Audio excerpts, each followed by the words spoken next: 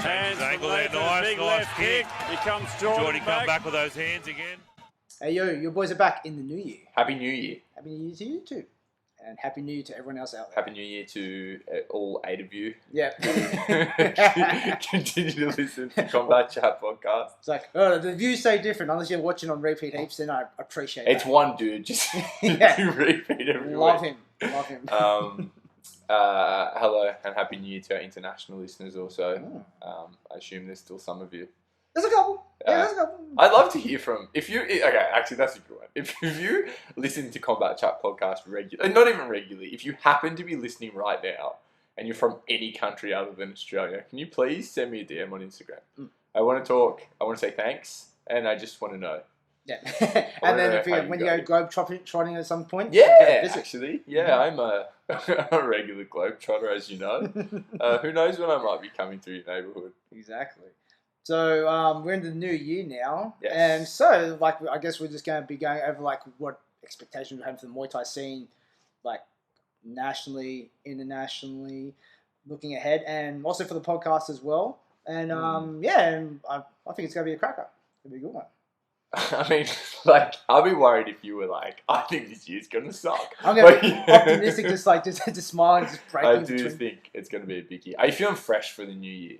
Yes, I do. You're feeling fresh? Had a bit of a break? Mm-hmm. I feel pretty good. Do you ever get a break when you have children? That's from a genuine question. Really. I don't know. Oh no, Mrs. took the kids out somewhere later on, and I just sat at home. I go, oh my god, this is awesome. full dad mode. Did the kids ring in the new year, or do you sort of put them to bed? No, just put them to bed. 9 p.m. fireworks. They didn't even. I didn't even alert them to the fact that there was such thing as New Year's. Just the next day, we just roll heads. It's just another day. You do the same thing with their birthdays. Yeah. The most important one for them is Christmas. Yeah. Yeah, Christmas. I mean, Christmas and New Year are so close together. It's just, it's like Same. you get one that week. It's cool. Yeah. What about the gym? Are you guys back? Fully operational? So Monday. Yeah. If the podcast is out by then. But yeah, we just did a bit of a shake-off session today. Actually, we got most of them back in, all of them ready to go. From there, that was fun. And it's good to kind of teach again as well, because when you have that kind of, I guess, this point, take that sabbatical, where even in the open mat stuff, I actually just did nothing. I trained myself. Yeah. But I didn't fought the urge to get up and train someone. Yeah. And it's good because most of them know how to train themselves anyway. Yeah. That portion, but that's when the new ideas come through, and I want to try some stuff. Well, I guess as someone who likes to train yourself, but also the priority for you is training other people. I would imagine Christmas, New Year is probably the best time to actually get some of your own training done, right? When else can you really? I mean, you're pretty good at making it. You train pretty regularly, but to have that time to actually focus on it, it's probably the only time of the year, really. Right? Yeah, really. It's let's say if I want to. Someone hold pads, or if I want to actually do jiu-jitsu, or just people that involves another person doing something with me. Yeah, it's the only time I get to do it. And you, of course, get to sort of just do it for a bit of fun, which is also cool. Yeah, that's it. Cool, man. I'm too old and slow to do things competitively or or super seriously now. So it always has to be fun for me. A good I think we're talking about it in the end of year episode as well. It's kind of nice to do something. I would imagine that sort of renews your enthusiasm for this book. It's kind of your whole life. It is. It's and that's what it's all about, because if I ain't having fun, I ain't doing it. Yeah, it's for where you're at, you don't really want martial arts to just become a job, right? You want it to still be something that you do because it's fun. It's not fun all the time. No. Yeah. It's definitely a job sometimes. Yeah. But but then I could always think about, what did I used to do this? Oh, I used to be underneath people's houses and people's roofs running wires. So this is a lot better. Well, for me anyway. Yeah. Everyone else that does it, power to you, man. You're a beast. Keep on trucking. What about yourself though? Life as a professional fighter, and does the grind ever stop? I mean, for me it should, but I don't know. I'm the same. I'm lucky that training had never stopped being fun for me, so I had a little bit of time between the last fight of the year and the break and stuff like that where I didn't have to stick to the regiment that I usually do, but I'm crazy with habits. I always get up at the same time and I like to do the same thing. And I like to train. I like to go in and I think where I kind of need to be checked sometimes is not just carrying on doing the same sort of thing, because I think that time to pull back a little bit is important, like for your body. And I'm getting old these days, so like that's cool. But yeah, I spend a lot of time in the gym, and I have done over the whole break. And it's the same thing. Like I was just had a little vacay to Canberra. Oh, I saw. I saw that. I saw that little collab that was happening. Yeah, you go there. Like I'm just at a point in my life now where virtually all my friends I know through Thai boxing. So what are we going to do when we all get together? Probably going to do Thai boxing. So, yeah, that was nice. So I've been training through and really kind of kicked back into gear, I'd say, this Monday. Cool. So it's been kind of the first week back at the full training schedule, which is good. It feels good, like just to kind of stay away from it for a little while. And I mean, I guess it's still picking back up. Like my training's been back to normal, but a lot of people are still on holidays and things like that. But yeah, getting ready for the year of fights as of this week. So nice, good. Like so, speaking of which, from there is like I guess we talk mainly about New South Wales because that's the most that we know, that we're changing we're changing the structure of like how amateurs are done, and then there's a few promotions that's like going forward, looking at that should be pretty interesting. So going over like the classes, which I don't know, we actually gone fully over the classes before. I touched on it, but not from any. I know. I think it wasn't like I didn't have like all the documentation yet at that point. I just wanted to like have some news. Yeah. And Andrew said I could leak it. Well, like I wasn't in a position to talk about it. We can discuss just a brief version, but if you want a full version, Andrew Palmer's got a video up, and there's also stuff on Muaythai New South Wales Instagram and Facebook. Video friendly. Andrew Palmer. He's made for the screen. On the eyes. Yeah, he is. Yeah. But all that information and details up on those things. But like really, we're looking at now like a D, a C, B, and A class that's going to be implemented. New South Wales. I think most similarly I've seen to the UK. The UK system's quite similar to this one, so I like it a lot. Yeah, and it's like pretty much roughly what I've seen like in Victoria and even to like WA. It is quite similar to WA, Which is like it should be good, like what you if going over it. Our D classes now, where it's like is what the development days are. So that's pretty much what that is. That's going to stay. So D class is pretty much development day stuff. Just helpful, coincidentally. That it's still a D. Worked out well. Development class. C's is what let's say the amateurs are. Yeah. Especially when you saw like the Simon Sydney what they did with the Royal Consulate Cup. How sick was that? That was awesome. I'd love to see that again. Yeah. That was a great day. I really liked that. Enjoyed that. And those two things now are going to be reoccurring events at the moment every 2 months. That's going to be in a centralized location. Yeah. Locations hasn't been fully locked in at the moment. And then people take turns like promoters each time doing it. But like, so where you used to saw for Muay Thai New South Wales shows there's going to be that division out. All those type of zones, you're not going to see them on Simon Sydney or Yorkout or 1774 anymore. They're just going to be their own standalone thing. Yeah. Which is like, it's nice. Look, I think we've spoken a lot about the need for amateurs to be amateurs, and that what we've suffered from a little bit in New South Wales, and we've spent the last, I'm using the magic we again, I had nothing to do with it, the last few years kind of just climbing out of is just this idea, this kind of meshing together of amateur and professional competition platforms. You will often show up to an event like it's not really been this way for a while, but over the years there would also be like events where you don't watch like a professional show. There would be 18 amateur fights with one pro fight at the top, and I think you're double dipping a little bit there to, you've got a card full of fighters that you don't have to pay, and then but also they're expected to get under the lights and fight on a commercial show. It's not really fair on the athletes because, they're getting nothing in return for, putting on a promotional product that you're going to ideally pull a profit from. kind of not fair, but it's also not the best for the fighters' experience. Like I think we see internationally, the countries that consistently produce the best fighters are the ones where there is lots of avenues to get experience in kind of a dialed back, non-commercial sort of way that places simply competition at the forefront. So that's, I think, where we're getting to now.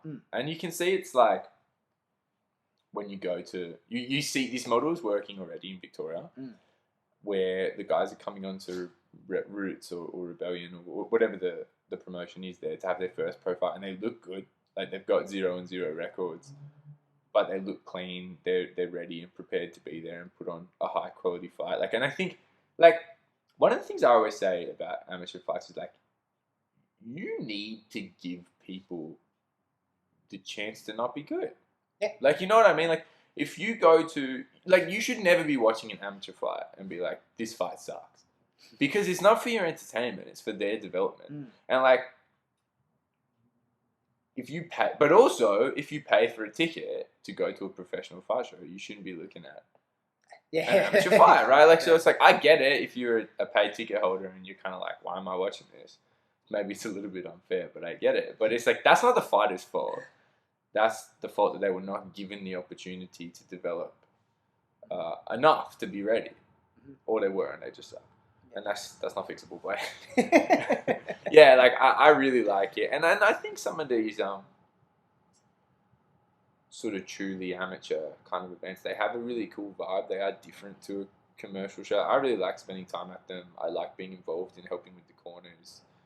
I like officiating them, and it's a really cool way to just let people develop in silence a little bit. Not like they, there's no walkout songs and no, big nothing that's going to scare people out of wanting to try. It could be like at the moment from there, like there's been a real great development in New South Wales, particularly over the last couple of years from the development days and all that. But like when it goes into amateurs a little bit, that's when it starts to get that big cloud where like it could be just detrimental to their development because they're getting propped up too early. Too much expectations put on them too early as well. But it's like, it's this weird thing. Like if you got like an international title fight or something, I don't know, but then also sharing the card is a guy having his first ever amateur fight. Like that's a weird experience to kind of the transition as a spectator from one to the other. Not even just as a spectator, for the fighters. Like why are you in your you barely even thrown kicks before, and like now you're on the same card as some crazy world, and we see this all the time, and it's kind of like.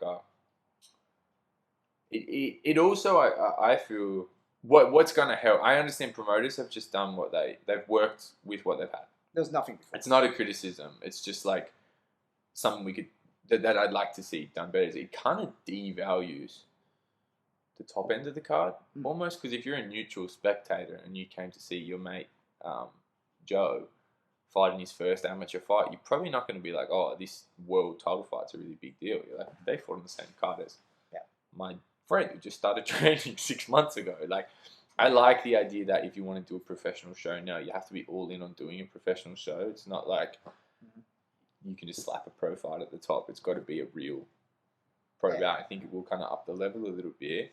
And that same thing works in reverse. The idea of kind of not-for-profit amateur shows, that the whole point of this is to let these guys get some experience and grow as fighters. And I think that changes the nature of the kind of events that we put on, right? Like, it's not, you're not creating this environment where the amateurs are just a number to fill your card. It's like the amateurs are getting better and getting ready to put on higher quality pro fights. I'm looking forward to it. Like, I'm looking forward to seeing what it means for some of the newer guys in our gym. And also I think it means more officiating opportunities, really. Yeah, because it's more events. And as a trainer, and I guess for like this, I'm not an official, but like kind of speaking like in terms like the days were getting really fucking long. That's a really good point. They were getting really long, and like when you got people like training from Canberra and like Tamworth and like that, you got no chance to go back in between events. Where you were doing development days and then we're doing like big shows afterwards. Man, it was getting honestly it was getting a little bit ridiculous, and it was a little bit too hard for everyone. It's like especially as I guess for an official, like you could just get brain fatigue, wouldn't you? Well, I mean, like, we've also got some poor sod who's going to try to officiate and commentate and corner or something like that. Some poor bastard. Yeah, no, that's something I hadn't really considered, and a really, really good point, because the days were getting a bit ridiculous, and I think that's probably just indicative of this is the right next step. That, like, before we didn't have the participation rate, so it had to just be everything on a day, but now each layer from the development day to the amateur to the professional has grown, that you have to start to... It's a good sign, though. So, it's a really good sign. Like, I remember one day in particular last year where we had this, and like, I don't travel far for the shows, like, depending on where they are, but like a Sydney show is fine for me.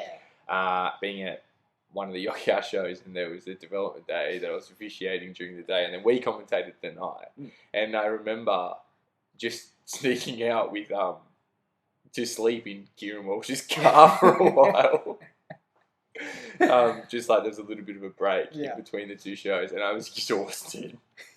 Just being like, right, I might just... Oh man, I was like, like I had my car there, but like, I was going, I don't know, man. It's like, is there an Airbnb? I was like, I'll pay literally $100 just for a nap, yeah, just for a lay down for like an hour or so, man. Yeah. And yeah, like, we love these days. Like, I whinge about them as a joke. But like, I genuinely love the days, but my concern is sort of being able to do everything at a high quality. Like, I don't want to be a bad official and then a lazy commentator. There's no, like, there's no reward for how many hats you can wear. It's like the quality with which you can do the things you're signing up to do. So I like the idea that I can just show up and be 100% focused on being an official, on being whatever I've got to do, and I think separating the shows makes a big difference. And yeah, I think obviously my mixed responsibilities sometimes mean, I can't officiate as much as I would like. So hopefully this year I can get 8 or however many shows there are done where I'm just getting my hours up, because I've been enjoying the officiating experience, the journey, but there's so much to learn. Yeah. And that's like I said, it's pretty good for you, because most of the time you're going to be fighting on big cards, and then now you have the opportunity where it's like they're separated. Yeah, you get to have the best of both worlds. And yeah, like I said, I like the idea that like our days aren't going to be 19 hours long anymore. But it will, again, I think it makes for better quality. Like, it's cool that there's been so many fights, but I think, what do spectators do when you've got a whole amateur day and then a professional card? Like, they're burnt out by the time you get really high quality pro fights. Yeah, it's a disservice to the pros. A little bit, yeah, and yeah. So I think it helps. I think it helps a lot. And if amateur fights are a little bit more accessible, we can probably build an audience a little bit more. People can, because it's weird when your friend takes up fighting, and they're like, "Oh, you've got to come and pay $80 to watch," and it's like, "Why? You're having your first fight." It's hard for outsiders to understand. Like, oh yeah, but there's also this Australian title. There's no reference point for them, and they don't care. They're like, "I'm coming to watch you fight for 6 minutes." that's less beers for me. Like, yeah, I'm just gonna watch you and go home. So if you can just go to a basketball stadium and watch, and then they're a little bit more invested when it comes time to follow you to the pro. So I like it. I'm excited for what's going to happen. Yeah, it's good. It's going to be busy. So just a quick clarification on the second half. So so you got your Bs and your A grade pros now. So the B grade is going to be with elbow pads, but everything else is going to be nothing. Nothing there. Still going to be three threes or 3 fights, and then and then there's no purse per se, but there's to be ticket commissions. And then when you go into the A grade, you take the elbow pads off.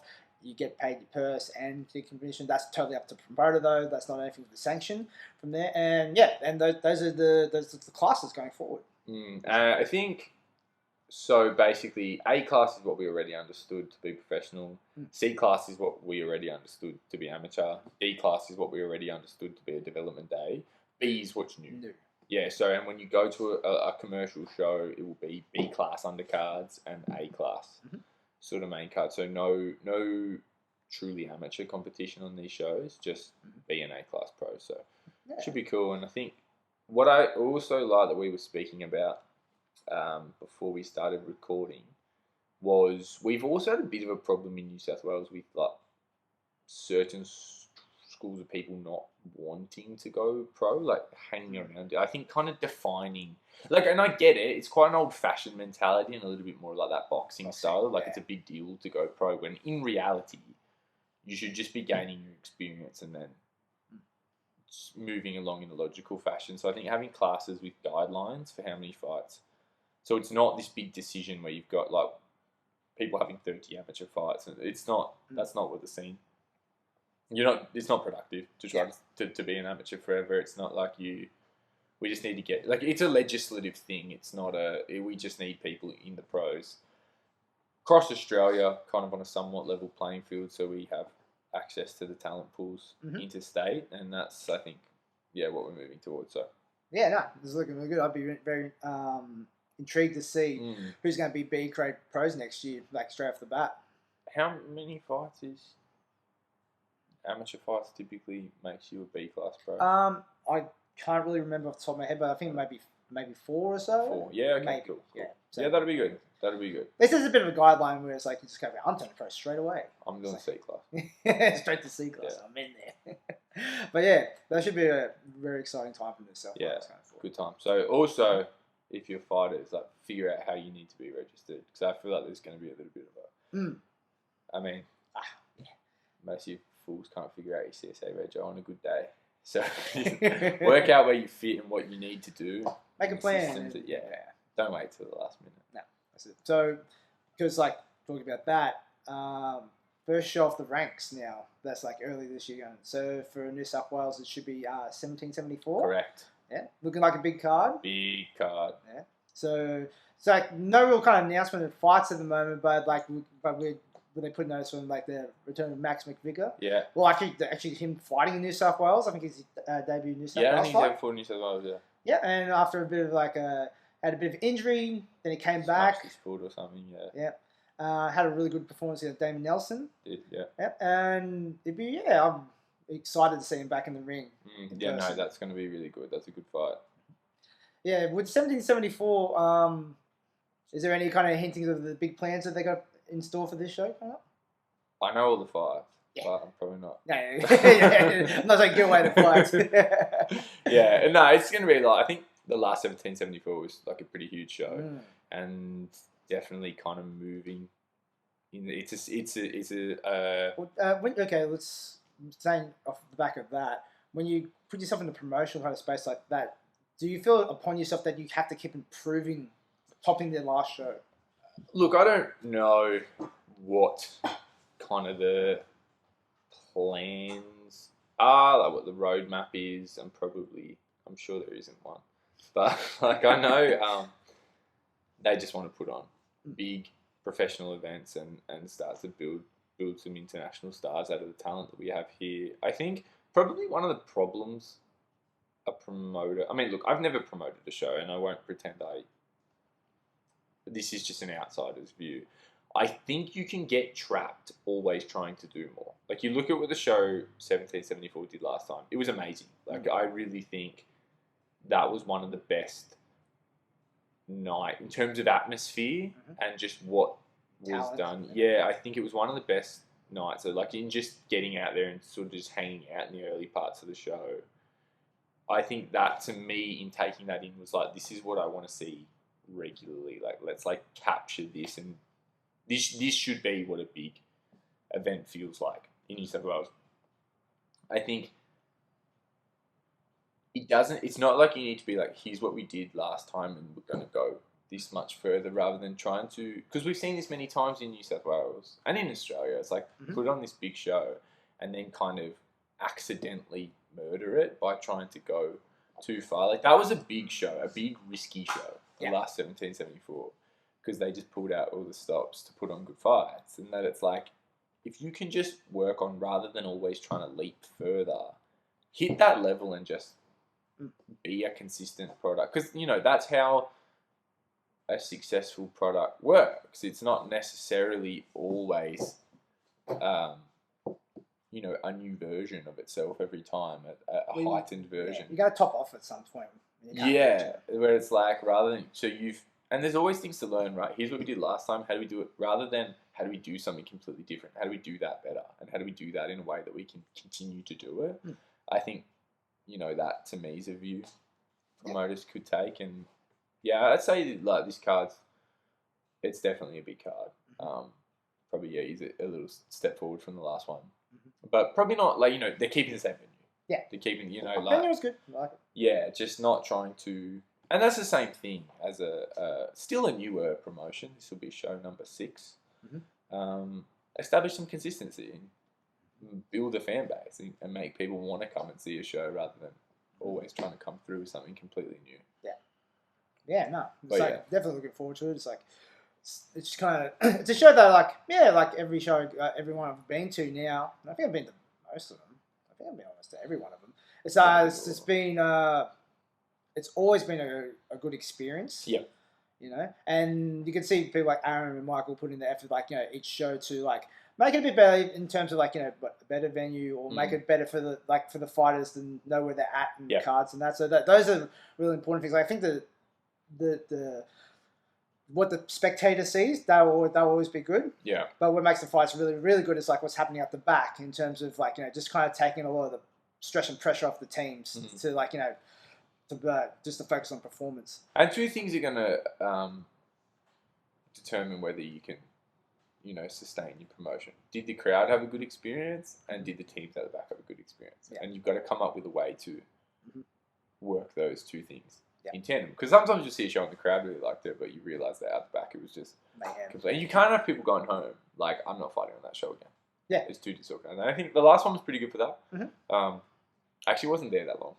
But I like it for a summertime venue. I think it's pretty good because I like the outdoor, on the AstroTurf kind of place. That was really nice. Winter would be a bit of a different ball game. It would be a bit different. But also, last time, because they had the amateurs during the day, there was a million billion fights, which of course wouldn't be the case now.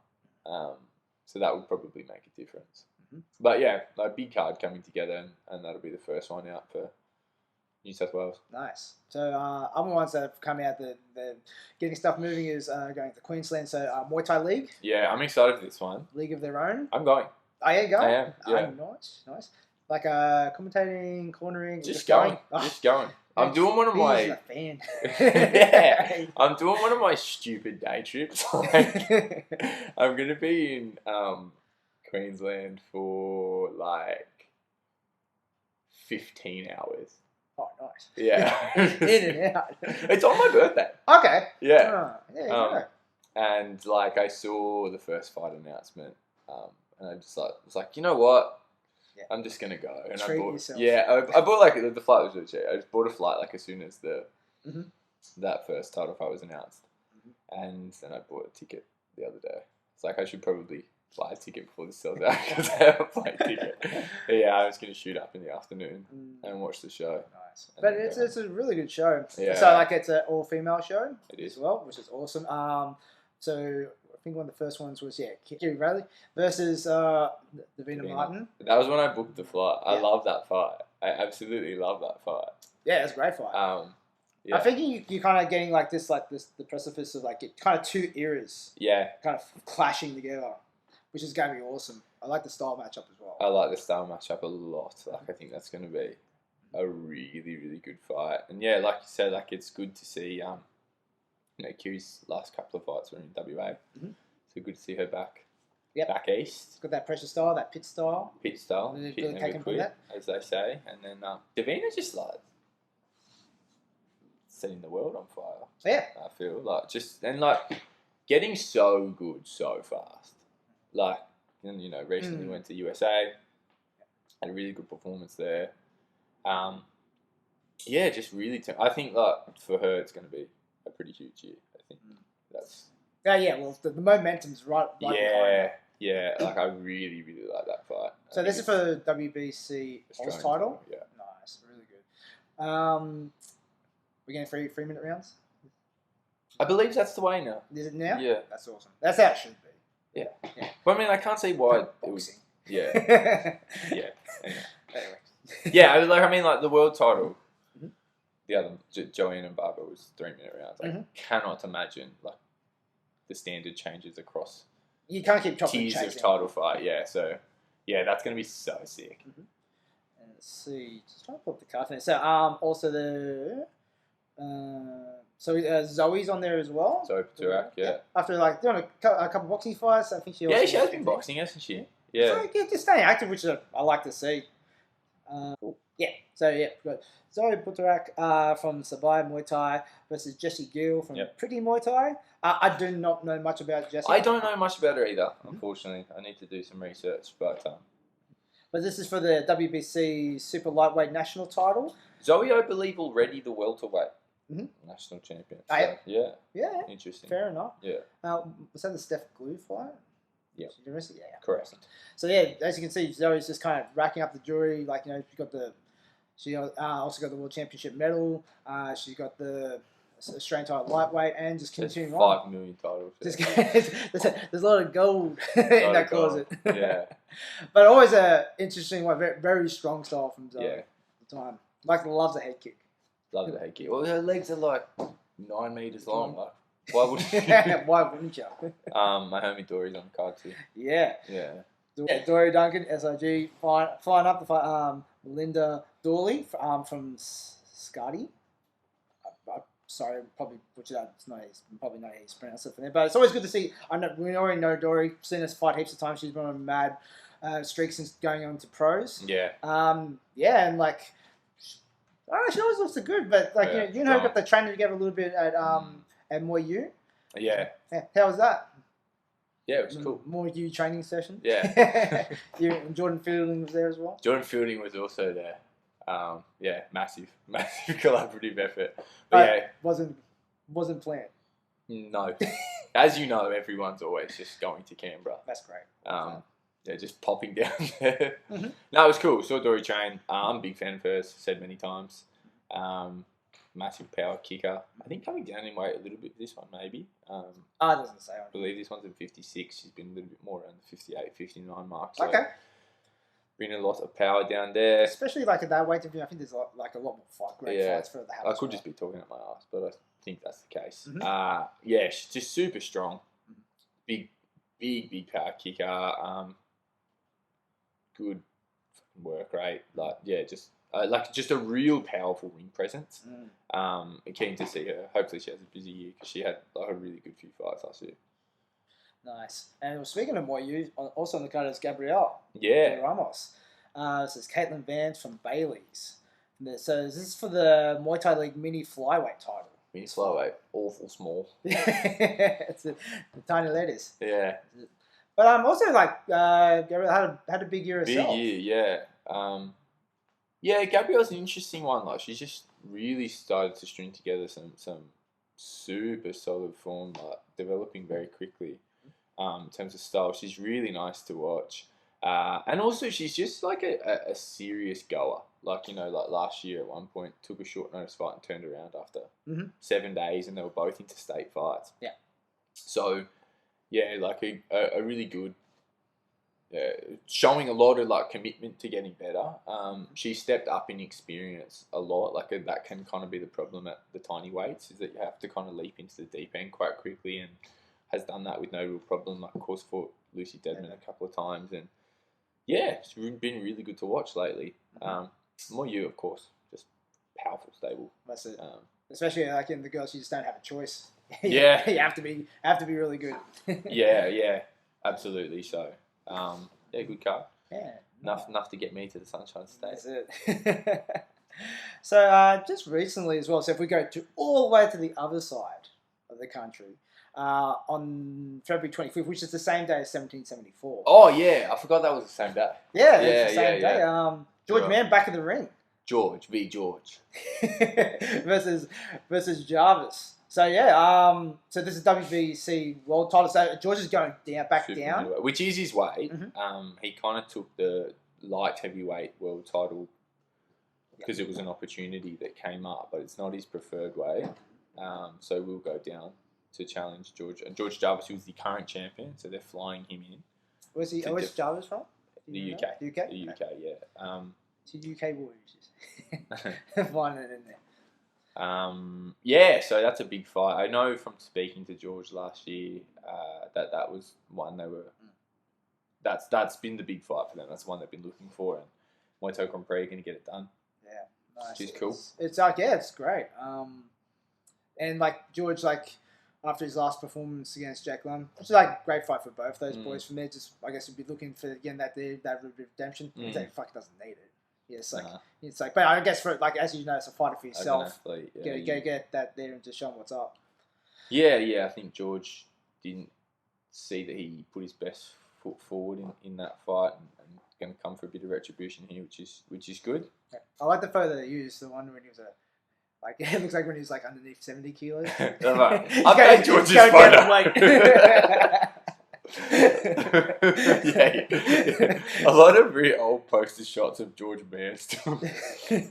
That's George Boy in that photo. Yeah, George Boy. Yeah. Sure. But I thought that was funny. Yeah, But no doubt that will be a big card with that initial announcement. You know, there'll be a lot. Yeah, for sure. Underneath that, and it'd be also really interesting to see for that promotion in particular because they're going to be basically that road to one. Yeah, that's so very going interesting. forward into this year. But really interesting for them. Yeah, it's going to be a lot on. I've been talking to my WA friends. Yeah. Darius says he's got some ideas for me. So cool. That's what it's all about. Yeah. Gotta make this. Hopefully, seeing you soon, WA. Yeah. I've never been there. Well, it's like we were talking about before. The podcast WA just hasn't been getting a lot Actually, of love. yeah, that's a good. That's probably one. That's a good one to mention because we did talk about it. Is that like I've been thinking a lot about like the podcast and how to do better and all this. I do feel probably have not really given as much love as we could to the West Coast, and that's not deliberate. It's just like it's a little bit harder for us to follow with. Like, you know, it's harder to stay up and watch a WA show a lot of the time. And I also find they often tend to be on the same nights as... Like I think the West and the East Coast, by nature of it being such a different spectator product, kind of like operating. Like you will far less often see like a Queensland show clashing with a Sydney show. Like they tend to be on different dates, whereas WA, because it is so separate, they will often be the same night, which makes it harder for us to watch and kind of give it the attention it needs. So I think, and I think there was a little bit of a call out from the WA side after the Oz Muay Thai Awards, like that they weren't represented. Yeah, they weren't represented enough, and that's look. If I don't do something enough on the show, I'm happy to hear it, or I want people to tell me how we can do better. And there's a lot of things I think about a lot. I've had a lot of conversations about, you know, you need the outside opinion, and that's. Yeah, so I could probably... That's something on me to stay a little close. I stay close to what's happening in WA. I just don't always have the time to give it that. It's like a whole nother scene to follow. So, yeah, hopefully I can do a better job. Yeah. This year. But I guess, it's just the proximity of like most of the stuff that's happening on the east side that we can just really cover. It's just easy to get to. And on WA, even like that little mention we said before, like, you know, maybe... Even if there's some sort of correspondent out there that's willing to, like, you know, feed the information or like get some dialogue happening back and forth. Someone in WA can dot point everything that happens and send it to me. Yeah, I appreciate it. And I'll relay the message to the masses. I will communicate it to our 8 listeners. For sure. Yeah. Look, there's work to do in general in just promoting Muay Thai and kind of unifying. The promotion of the sport in Australia, but yeah, it is. So it's practically another country. WA. In terms of wanted to be at some point, didn't it? In terms of just sheer distance and like the different time and stuff like that, but I can do better. Yeah, sure. I can do my best. Of course, that's all I can do. Yeah, that's it. But if people don't tell you, then you don't know. Yeah, for sure. All right, so we did touch on that one road to one championship. Segue. In there, but like it kind of like let's expand like a little bit internationally now. Yeah. Would you say like in terms of Muay Thai internationally, we're just mainly talking Thailand really, that like the rise of like entertainment Muay Thai was like pretty much that it really came to the front last year. Yeah. Well, I think like this is sort of my perspective on it because I think the face of Muay Thai in Thailand has changed a lot, and it has actually been largely responsive to international Muay Thai. Like I think coming out of lockdowns and things like that. Or so coming out of we didn't have big crowd events. So I think how the view generally is that like stadium Muay Thai was not so much a television product. It was on television, but it was very it was to be a lot of what made it so special was that stadium atmosphere and kind of the classic, like being in such a historic venue. And and in that sense, it was quite dialed back. It was really like when you go to these shows, it's not lights, camera, action. It's just you're watching the best fighters in the world, but there's a subtlety to it. And I think when the stadiums had to be empty, there was always the conversation of what's going to pull these stadiums into the future, because even within Thailand, it's become such a gambling-centric product that it's not really about the crowd anymore. You can watch it from wherever. The people that have a vested interest, the people investing money, it's not like we're trying to fill the stands with people. And then there was kind of this shift when Muay Thai could only exist on TV and stadiums had to be empty, that's like, how do we kind of turn this into a bit more of a digestible, distributable TV product? And you can see, Lumpini Stadium completely revamped to the point where they now do MMA. They do little gloves fights. They do women's fights, which is a bit overdue, but... And then Raj's Unknown, the same, just completely. There was a real attachment to keeping everything classic. And, I understand that as a fan, someone who's been to Raj's Unknown Stadium, like the checkered lights and the old stands. It was like that classic feel, had like a nostalgic sort of historic element to people. But once, Muay Thai needed a jump start coming out of COVID, especially because it was going to take time for tourists to come back. And were the tourists that came back going to want to be in the stadiums? Because a lot of pre-COVID stadium Thai boxing shows had really small crowds because they, were for the gamblers. They weren't for the people who really want to watch can watch at home on TV. So to create this kind of inviting product, you've seen, we talked about Lumpini and all the different promotions. One Championship is now going to promote from Lumpini, which is a really good kind of hybridization of stadium and international Muay Thai. And you look at Raja Damnern World Series was kind of the big change at Raja. And that was something really we've never seen before. It worked seasonally. Yep. It was a points-based tournament. They were stacked brackets and, preset draws of, you got 8 fighters and they're going to fight, not in an elimination tournament, but everyone's going to work through the entire bracket, and then whoever has the most points moves on. Points for a knockout, points for a win, and so on. And created some amazing fight. Oh, I really found a fondness for RSW. Yeah, it was really, really sick. And you can see Danny Rodriguez taking out the 100. So that's another really good window into what's going on, because for something like that to not even be won by a Thai in the end, he beat Yelby Cha twice. And he beat some people. Shadow Singh Amar win was another big one. I think it's you're putting Thai stadium fights in a format that you can really follow. And I think that's sort of been the problem in trying to look at Muay Thai at its most elite, is it's hard for Westerners to sort of get involved. You really got to be really in there to follow it. So I think this was a really cool kind of repackaging. And I know a lot of the traditionalists didn't love it, and I had my reservations about it too. But in terms of entertainment value of the fights, I think it was one of the coolest things I've watched in a long time. And it's something that I look at that, I'm like, the next time I'm in Thailand, I'd love to be in the crowd. I'd love to compete in it. Be part of the tournaments. That'd be really. I saw that and I sent a message to my trainer, and I was like, how do we do it? I want to do it.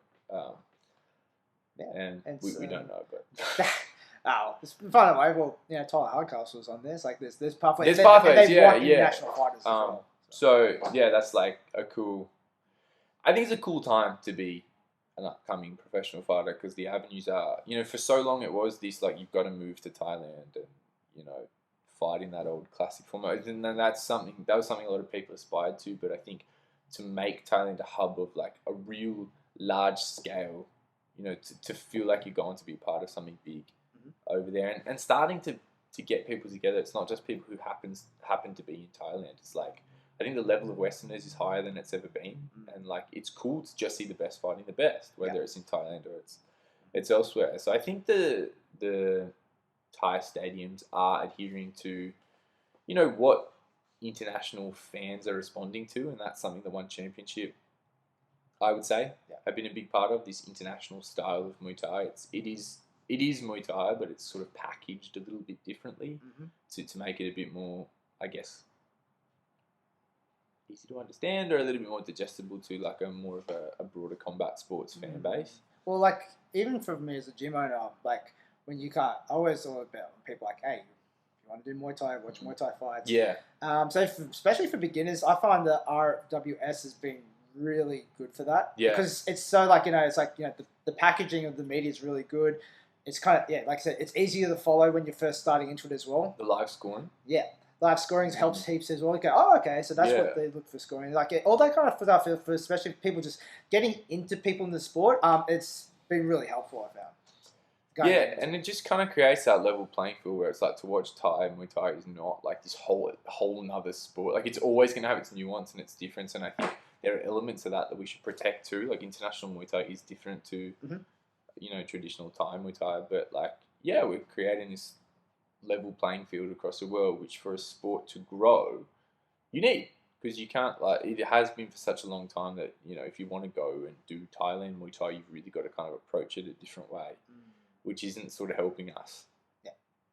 Grow like one world, one Muay Thai.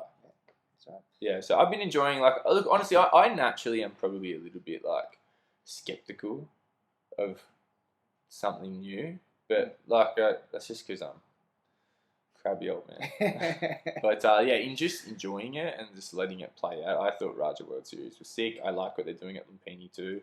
I'm fascinated to see the one show at the end of this month. That's a stacked card. That's a great card.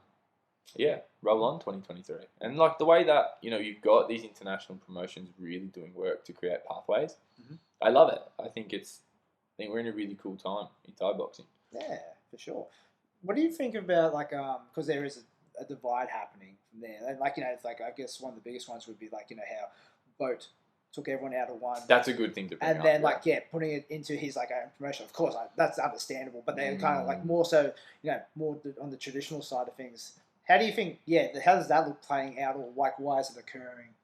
Look, I think it's a sign of One Championship and One Championship as a broader international product being a serious player, and the walls coming down between Thailand and Thailand promoters wanting to be a part of the global ecosystem. Like that they've of course had their issues with one, and I think it is just a sign of one being a real presence in Thailand, that like I'm going to take my guys and keep them. And you're bound to see a little bit of this. You'd hope that it doesn't become that sort of boxing style where promotional sort of walls come up between, and lock good fights out of happening. Yeah. But at the same time, it's probably better for the sport as a whole if you have competing promoters, because it reduces a risk of kind of just like a monopoly occurring. Of course. Look, I probably don't know enough closely to really say what will happen as a result of that, but it's an interesting storyline to follow. Yeah, you could see, like, just on I guess like a promotional standpoint, or like a gym owner standpoint. If you have your own promotion, you probably just want all your gym guys to be on that promotion. It makes sense. Yeah, and like P&D courses are really regular. It's also a show I enjoy watching. Sick show, and another good example of. I don't watch it for the DJ at all. Enough of that. But it is a good product. I really enjoy the picture shows. Yeah, they're really good. They're on every week, multiple times, and again, like a good example of like quite a modern look for a stadium Thai boxing show. So there's a lot of that. How was the Pecham versus Chopper? That was great fight, eh? That was sick. So there's still awesome fights. Yeah. It's great. And it's easier to watch than ever. It's all on YouTube. And, I guess that's what it's at the moment. The accessibility is still, like, it's really there. Yeah, it's crazy good. Is that going to change though? You reckon when it comes, like, you see how one now that, because I guess they got a US deal. Do you see Muay Thai kind of change if it gets start getting growing even more popularity? Maybe. I don't know. Yeah. Muay Thai cards? Yeah. I mean, we're always like, these promoters are always going to be looking to monetize their viewership model, and I don't know if people are I mean, it's like if they're putting on cards that are worth paying for, and I hope people would pay for them, and that probably means more money for the fighters, hopefully. Yep. So yeah, let's see. Yeah, makes sense. Let's see, and yeah, we're going to get one, hopefully bringing big fights to the US, and hopefully opening the door to new fans over there, and then keeping some roots in Thailand will maybe ideally get some of that viewership across to continue consuming Muay Thai, and I think as fans, it's what we all want. As fighters, is what we want. Yeah, more competitive opportunities and more exposure. So yeah, it's the right direction to take. Yeah, it's just I guess it's one of those things that when people expect they get a free product for so long, and they go, well, you mean I have to pay, like when one started doing it. Yeah, which I get it, like because it doesn't always what you want, but when it's got good Muay Thai, like I'll pay for that. I get it, but we all want Thai boxers to make more money. That's where money comes from. Capitalism. Like we want to. Yeah. So. Yeah, but that's fine. Yeah. Interesting. Yeah, there's lots of stories to watch in terms of kind of the the changing face of Thai boxing as a spectator product, and I think most of it's positive. Yeah, most of it's positive. Oh, actually, before finish off or anything like that, there's one fight that we didn't mention that's happening straight soon. Hardcore Promotions. Cruz Briggs Alexi Petrulius. Oh, yeah. That's a cracker. That's a fight. It's a fight. It's a fight. I'm looking. I like it. Nike and whatever that thing is. Nike and Tom title. Yeah, big fight. An interesting fight. It sort of caught me off guard. I was like, okay, I wouldn't have thought about it, but when you actually put them together on paper, you go, oh, that makes sense. Yeah, Alexi back in the ring, got that win over Sakmon Cole. Sort of a funny one. Yeah, that was unfortunate, that one. But Alexi, very strong, very classic Thai stylist. Cruz, the heavy hitter, bit of an action machine, big knockout fighter. Youth is on Cruz's side, experience very much on Alexi's. It's kind of one of those fights. It's a good match. Hardcore, of course, looking for another big year, doing good things. Yeah, they're putting together some really good cards. So, I love it. It's a good fight. There's some other good ones on the card as well. I can't remember off the top of my head. Yeah, so Kiwi Cassetta's fighting, Isaac Tomlinson's fighting. Nice. But it's like Cruz in particular, really made a name for himself this year. Last year he made his name for himself. In the last 7 days. But not only as we talked about on the last podcast, not only on shores here, but also internationally in Thailand. That head kick no-go over Henry. That was a really good fight as well. Yeah, interesting to see. I think, because Cruz was up at 70 kilos a couple times, seems to have kind of, I don't know, specific decision, or looks to be fighting at welterweight now. I think that's interesting, and probably, you can see from the power that he possesses in that knockout over Henry. He's definitely a force at welter. Yeah. So we'll be interesting to see. Shake it a bit. Yeah, it will be interesting to see if that's kind of the focus for him, to sort of, because there's good fights. Yeah. Good fights at welterweight. Yeah. So. Good fights to be had. Yeah, definitely. Oh, nice. Maybe I'll go down for that one too. Of course you will. I guess maybe it's evil. I was thinking about it, but that's back to back. Especially especially if the Bones crew is on. Yeah, I love the Bones guys. Yeah, maybe I'll go. You've convinced me. Yeah, it's like you're twisting me gum. See you next month, Melbourne. So, was there anything else that you want to cap off on? Well, that's kind of that's where I'm sitting in terms of upcoming fights. What are your thoughts for Combat Chat Podcast 2023? Yeah, well, it's when you put on your Instagram the other day, that sends going, oh, should we have on from there? Fuck me. There's a lot of, but you even said there was I had to cull them. That's a lot of responses. There was a lot of good, interesting guests that I didn't think about, but there was also ones where I was going, where you go, oh, we're getting a little bit left of field here. I'm sorry, I'm not having Borcal on the podcast. No, but look, I appreciate anything like that. I know I can be a little bit. I give all the time that I can to the podcast, and unfortunately, that's not as much as I'd always like, and and I do significantly. Literally all I do for the show is what you're seeing now. Shane does everything, but it's really nice to put something out and feel like a lot of people are coming back with, I'd like to see this, and because I was amazed at how many responses came back. I think it was 80 responses. Yeah.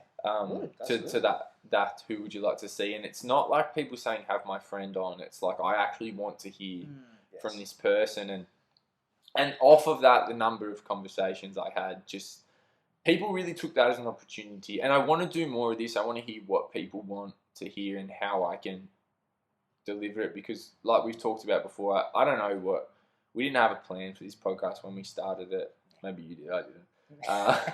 But there was a need for something in Thai boxing, and we didn't have it, and now there's a little bit more, and I'm glad.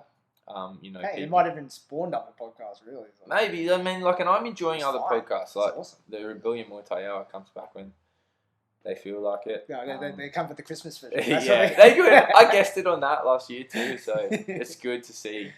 Ring Lovers podcast, of course, is really, really good, and the upcoming female fight experience. That's what I was going to say. That podcast is so good.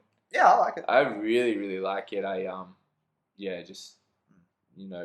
Their choice of guests have been really, really good. I've enjoyed. I really look forward to that coming out. Yeah. It's a great listen, and I hope people are listening to.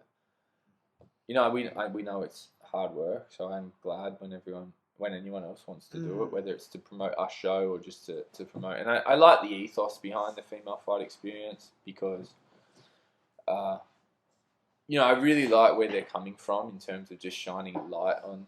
Well, it's like it isn't enough that Muay Thai is so niche. Yeah. But then you go into the female subject, and it almost like it's no shine whatsoever a lot of times. Which is good, shows like Muay Thai League and the female fight experience are doing a lot of that. Yeah, and I'm really enjoying it, hearing some stories that I may have otherwise not heard. And of course, we try. I'm trying to be an advocate for female Muay Thai always, and I ask a lot of questions about how I can do a good job of that. I talk to a lot of people, but I'm still learning what I can do better, and still learning from mistakes and stuff like that as well. So it's good to have an additional perspective to kind of, I think we can all sort of bounce off each other in that way. But it's nice, really it's nice to put something out and be like, what do you want to hear, and really feel like a lot of people are coming back to say, I want you to do this. And lots of conversations I had about what people want to hear and what they thought of certain episodes, and I heard from people I would never have thought would have listened to anything, but they're really I like when you do this. And I like it when someone says, I don't like when you do this, because it's interesting. I might not necessarily be like, oh shit, if you don't like it, I'm going to change it. It's like I hear you. I'm not perfect. I'm not even good, but it's interesting for me. How can I be better if I don't I love when people tell me I'm doing a good job, but I'm not always doing a good job. So I've had some episodes of the podcast where I've gone home being like, that wasn't good by me, and that's often by nature of the amount of things. The amount of episodes last year, I was running in 10 minutes late. Sorry, I try to sit down and I try to prepare well, and I try to. But look, we really don't know what we're doing in a formal sense. We're just figuring it out. We just today we just turned up. We just did it. So, and look, sometimes it's going to be like that, but there's a lot of things I care about. No, there's not. There's Thai boxing, but within those parameters, in terms of making a podcast, there's a lot of things I think about and try to hold myself accountable for. But I would love to hear what people would like us to do differently, or what really, if it's something we've not done before. It's there's a lot of possibility. I have lots of plans for things I'd like to do, like we were talking about before. Sometimes unlimited, but I still like to take the time to be I'd like to do. At least I want to get on the road with the podcast a bit. Yeah. If you will have... I don't know. Let's see what... I'd love to hear what people come back from. I'd like to spend time in people. If you're going to be doing trips to Queensland and WA... We might as well get some content out of it. Might as well, you're there. And that's the other thing. When I spent time in Bones last year, I spent that kind of week in the gym, and I was like, this could be something that I could turn into a you know, like we're really lucky that people meet us where we are, but I'd like to venture out a little bit and see what I can do in terms of all it's been about always is just opening